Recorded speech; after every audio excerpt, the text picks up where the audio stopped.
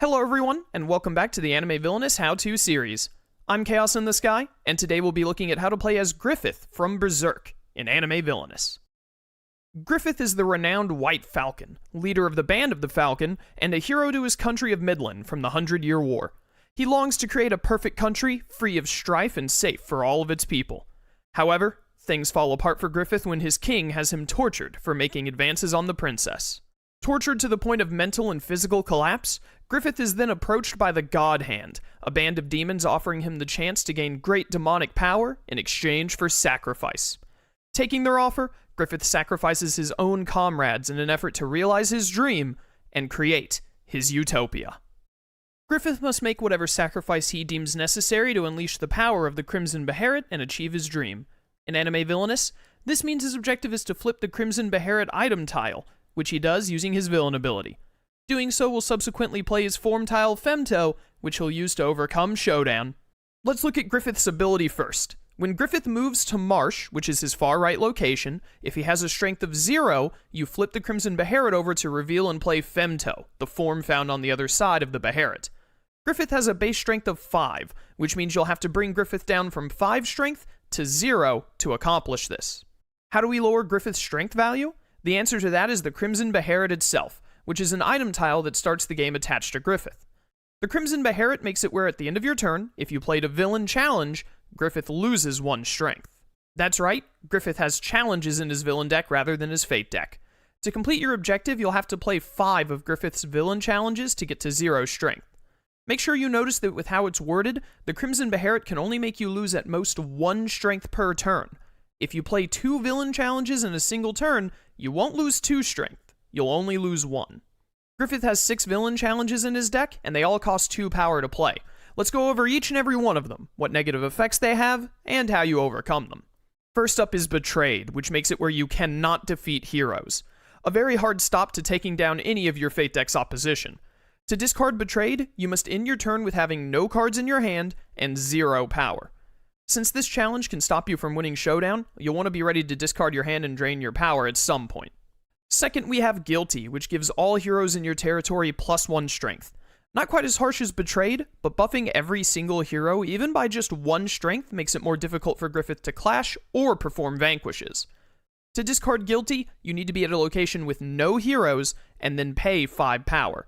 Sort of a flip side to Betrayed, which needs you to have no power to discard it. Our third challenge is Empty, which ignores your villain ability. This stops you from being able to flip the Crimson Beherit, since you do so with Griffith's ability, meaning you'll have to discard it to enter Showdown. To do so, before Griffith moves, you need to have 1 ally at each location.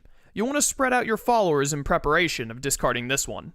Fourth on the list is Tempted, which makes it where at the end of your turn you only draw up to 3 cards. Having less cards in hand is always annoying for any villain, and Griffith is no exception. To discard Tempted, you have to end your turn without playing any cards. This includes fate cards, so you can't play a card from your hand or fate your opponent, otherwise you can't get rid of it. The fifth challenge is called Alone, and it makes it where all allies in your territory get -2 strength. This puts most of Griffith's allies to 0 strength, and even his stronger ones will just be at 1 or 2, not very conducive for vanquishing heroes. To discard Alone, you have to discard 2 allies from your location. A bit of sacrifice to power back up your other allies, but necessary to have an easier time taking down heroes in Showdown. Finally, the 6th challenge is Abandoned, which makes it where Griffith gets -3 strength while clashing. 3 strength is a huge hurdle to overcome when you want to clash heroes. To discard Abandoned, during your turn, you need to remove 3 -1 strength tokens from a hero. So you'll have to weaken a hero and then return their strength to recover your own. So now that we know the challenges, the next thing we should look at is Femto, the form that you'll play once you flip the Crimson Beherit. Femto makes it where once per turn, you may discard a challenge from your hand to either remove a -1 strength token from Griffith, or perform a vanquish action. Important to note is that Femto has a strength of 6, which means once you flip the Beherit while you're at 0 strength, Femto will automatically put you back up to 1 strength. You'll still have those 5 -1 tokens on you even once you play the form, so you'll have to draw and discard challenges to be able to clash heroes. This ability also means you'll have 2 reasons to discard challenges that you've played onto yourself. Obviously, you'll want to stop the challenge's negative effect that's slowing you down in some way, but also you'll want to be able to draw the challenge again so you can subsequently discard it to either regain your strength or to vanquish heroes. Now that we understand Griffith's challenges and how they interact with the Beherit and Femto, let's look at all the tools he has in his villain deck. We'll start with his 4 fellow God Hand members, the main allies of his deck. Void is the strongest of Griffith's allies, costing 4 power to play, but for very good reason. His ability is that when you play him, you may choose a card from your deck and play it for free, shuffling your deck afterwards. This is incredible as it lets you get out a strong ally while playing any card you like, no matter what its cost is. Our second ally, Slan, is cheaper to play but with another powerful ability. She makes it where the amount of strength that heroes lose from each card is increased by 1.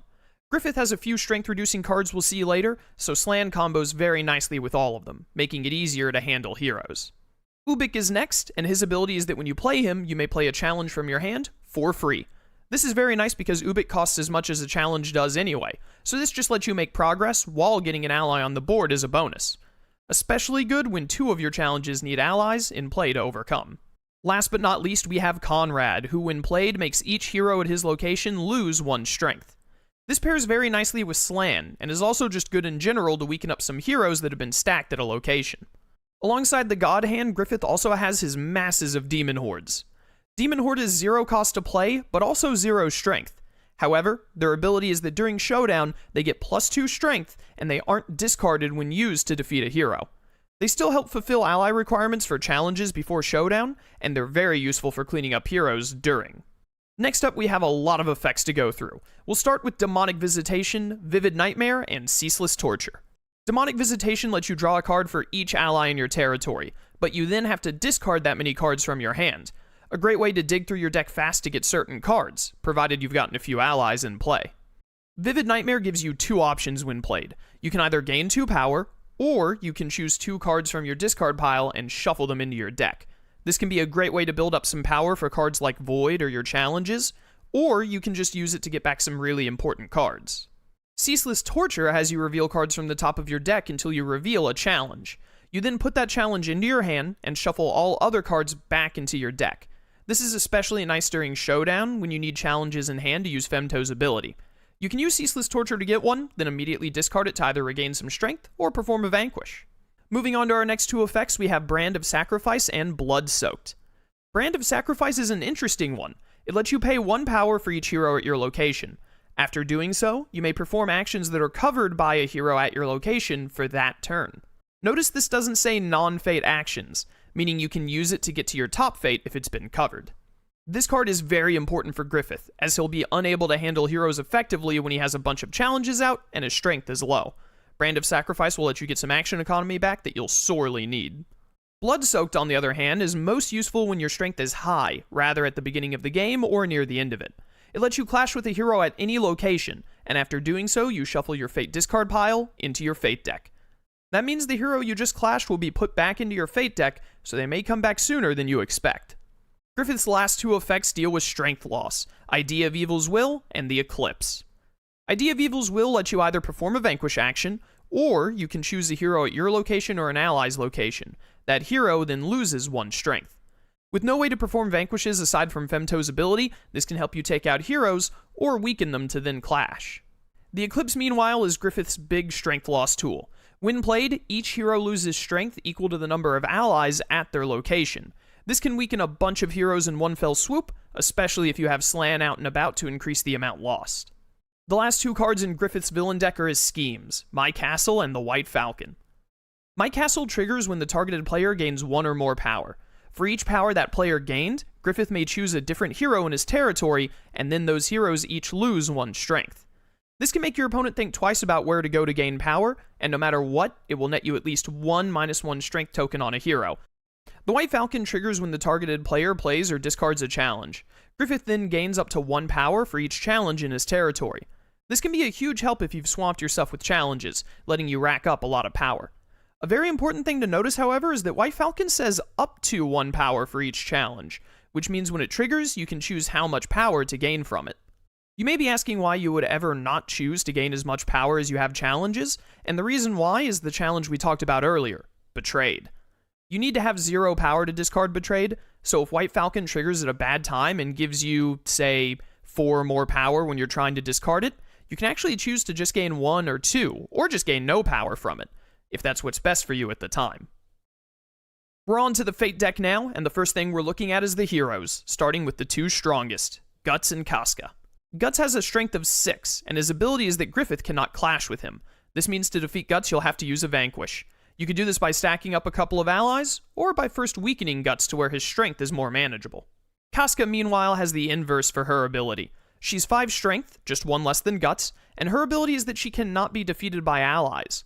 You'll have to clash with her, and with 5 strength, you'll need to rebuild some of your strength as Femto, or weaken Casca a lot to do it.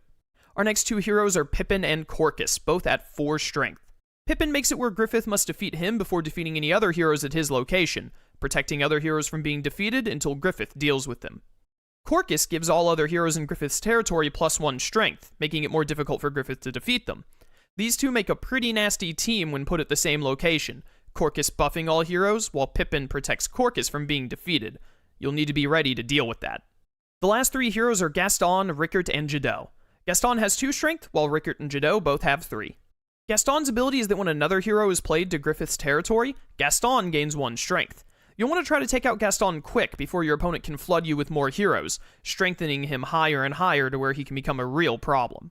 Rickert, when played, has Griffith lose 2 power. Pretty annoying since challenges all cost 2 power, and you need to be playing them in the first half of the game. Then we have Jadot, who makes it where the amount of strength that other heroes at his location lose from each card is reduced by 1. This counters Slan's ability, and if Slan isn't even in Griffith's territory, it makes it very hard to weaken heroes that are protected by Jadot. That's all our heroes, and now we'll look at the one item in Griffith's Fate deck, Camaraderie. Camaraderie attaches to a hero that does not already have a Camaraderie attached. That hero then gets +2 strength. Griffith has to do a lot of building up his strength and weakening heroes to handle his opposition, which means an extra 2 strength on Guts, Casca, or Pippin can be a major pain to deal with. After Camaraderie, we have 2 effects in the Fate deck, Rescued and Sanity Slipping. Rescued lets the one playing it choose a location. They can then move Griffith to that location, and they can also move a hero to that location. Both of these are MA, so you can do any amount of the movement you like, but if you do both, Griffith and the hero both have to go to the same spot. Rescued can also stop Griffith from moving to the marsh on his turn, which prevents him from flipping the Crimson Beherit, slowing down his showdown by just that much more. Sanity Slipping discards an ally, short and sweet.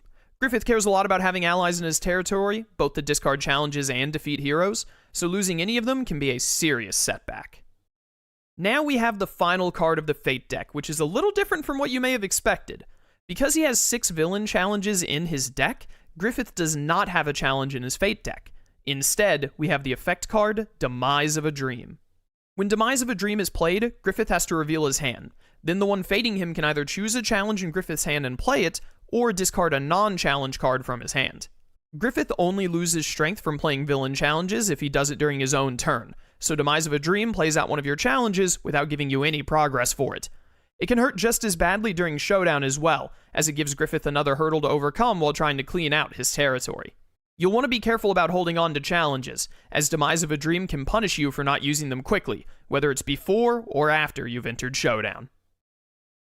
And so that is how you play as Griffith in Anime Villainous, a hero-turned-demon that seeks to create utopia even at the cost of his closest friends. You'll break yourself down, then build yourself back up while playing as Griffith, seeking to achieve your dream at any cost. If you have any questions about Griffith, leave a comment below and I'll do my best to answer. Also look at the description for the playlist to see all the other Anime Villainous how-to videos so you can learn about any other characters that interest you. Thank you for watching this video, and I hope to see you again for more Anime Villainous videos in the future. Until then, farewell.